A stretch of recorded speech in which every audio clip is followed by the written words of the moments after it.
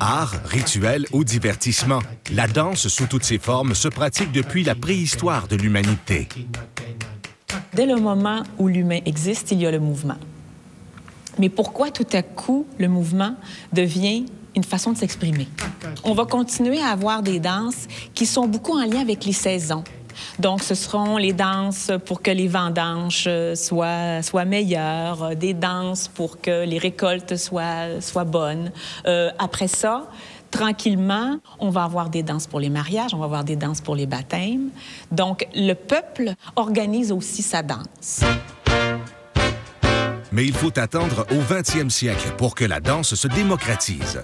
Dans les années 20, le Charleston célèbre la fin de la Première Guerre mondiale.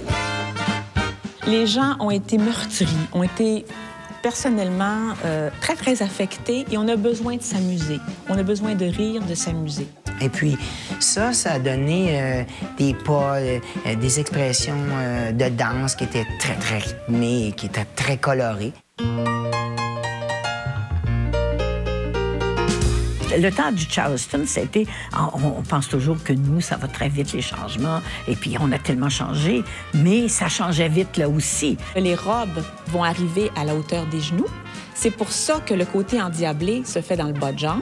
En plus de ça, on ose avoir le cheveu court. Il y a eu l'époque des suffragettes et c'est dans le même mouvement que ces femmes-là ont dit, puisque maintenant on peut danser, on peut fumer avec un fume-cigarette, on peut s'envoyer le collier et danser seul.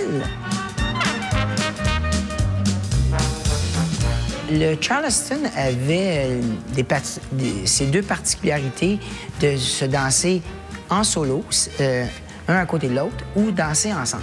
Avec une position moins droite, c'était un peu plus penché un vers l'autre.